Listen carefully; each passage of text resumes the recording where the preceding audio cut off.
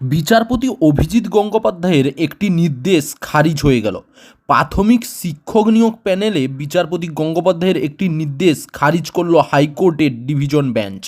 2014 সালের টেটের প্রেক্ষিতে 2016 সালের নিয়োগ প্রক্রিয়ার প্যানেল প্রকাশের নির্দেশ দেন বিচারপতি গঙ্গোপাধ্যায়।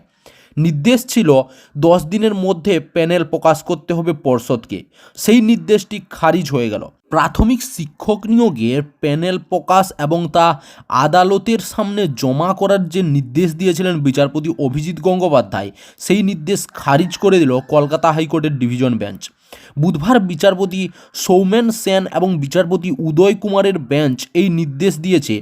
এদিন দুই বিচারপতির বেঞ্চ জানায় প্যানেল প্রকাশের নির্দেশ খারিজ করা হচ্ছে, তবে মামলার বাকি অংশের শুনানি করতে পারবে একক বেঞ্চ।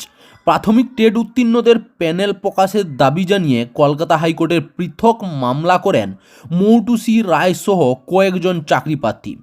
মৌটুসিদের দাবি ছিল তারাও চাকরি পাওয়ার যোগ্য, কিন্তু মেধা তালিকায় স্পষ্ট না হওয়ায় নিয়োগ পাননি।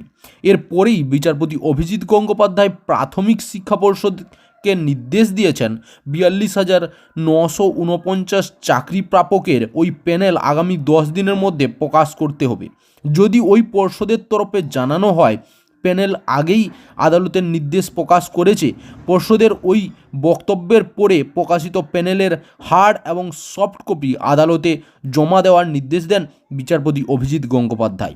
মামলাকারীদের তরফে আদালতে আবেদন জানানো হয় প্যানেলে স্থান পাওয়া টেট উত্তীর্ণদের সম্পর্কে বিস্তারিত তথ্য, নাম, জেলা, স্পষ্টভাবে বিষয়ভিত্তিক নাম্বার উল্লেখ সহ যেন প্রকাশ করা হয়। প্রসঙ্গত উল্লেখ্য, প্রাথমিক টেট 2014 ভিত্তিতে 2017 সালে প্রায় 42,000 শিক্ষককে নিয়োগ করেছিল পর্ষদ।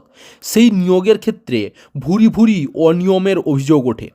আদালতে একাধিক মামলা রুজু হয়। তেমনি একটি মামলার অভিযোগ ছিল প্যানেল প্রকাশ না করেই বহু অযোগ্য চাকরিপ্রার্থীকে নিয়োগ করা হয়েছে। সেই অভিযোগের প্রেক্ষিতেই 42,000 শিক্ষক নিয়োগের প্যানেল প্রকাশের নির্দেশ দিয়েছিলেন বিচারপতি গঙ্গোপাধ্যায়। আর সেই নির্দেশ চ্যালেঞ্জ করেই ডিভিশন বেঞ্চে গিয়েছিলেন প্রাথমিক শিক্ষা পর্ষদ।